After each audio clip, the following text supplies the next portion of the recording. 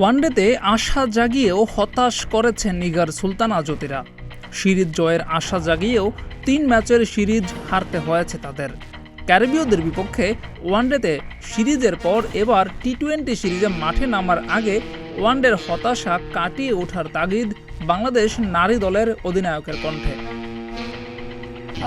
ODI series নিয়ে আসলে তো ডিসঅ্যাপয়েন্টমেন্ট তো আছে, কারণ আমরা দল হিসেবে ভালো ক্রিকেট খেলতে পারিনি, তাই আমাদের কাছ থেকে আসলে সুযোগ হাতছাড়া হয়ে গিয়েছে। বাট ওখান থেকে বেড়ে আসাটা ডিফিকাল্ট জানি, কারণ প্রত্যেকেরই আসলে ইচ্ছা ছিল যেন আমরা, যেহেতু সেকেন্ড ম্যাচটা জেতার পরে একটা মনে আশা ছিল যেন অ্যাটলিস্ট আমরা সিরিজ নিতে পারি এবং ওয়ার্ল্ড কাপের টিকিটটা কনফার্ম করতে পারি। সো আনফর্চুনেটলি সেটা করতে পারিনি। সো বলবো যে পুরো টিমই একটু ডিসঅ্যাপয়েন্টেড ডেফিনেটলি।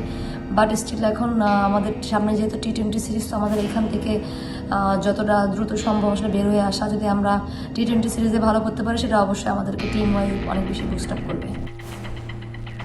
ক্যারিবীয়দের বিপক্ষে ওয়ানডে সিরিজে বাংলাদেশের হারের চেয়েও ব্যাটিং ব্যর্থতা সবচেয়ে বেশি পীড়া দিয়েছিল ভক্তদের। 3টা ম্যাচেই বাংলাদেশের ব্যাটিং ছিল হতাশাজনক। সেখান থেকে টি-20তে কতটা ঘুরে দাঁড়াতে পারবে বাংলাদেশ, সেটাই হচ্ছে বড় প্রশ্ন। ব্যাটিংটা বরাবরই আমাদের ভুগাচ্ছে এবং বলবো যে ভিজিবলি একটা প্রবলেম ক্রিয়েট করছে টিমের ভিতরে।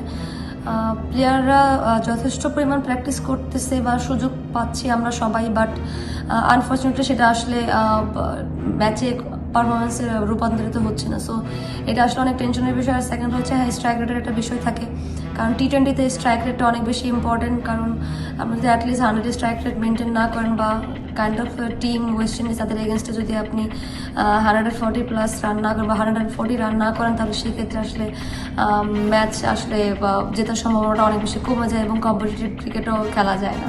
সো এদিক থেকে অবশ্যই স্ট্রাইক রেটটা অনেক বেশি ইম্পর্টেন্ট।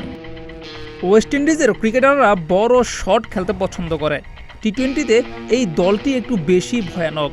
2 দলের ব্যাটারদের এই পার্থক্যের বিষয়টা চোখ এড়ায়নি বাংলাদেশ অধিনায়কের।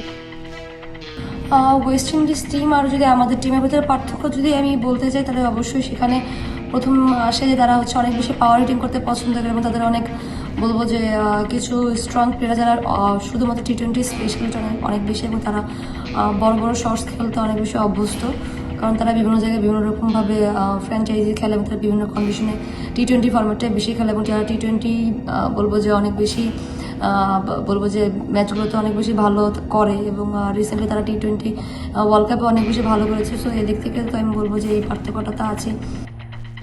ওয়ানডের পর এবার টি-20 শক্তিশালী দলের বিপক্ষে ব্যাটিং ব্যর্থতা কাটিয়ে ভালো করবে বাংলাদেশের নারীরা, এমনটাই প্রত্যাশা ভক্তদের। জিয়াউর রহমান, প্রতিদিনের বাংলাদেশ।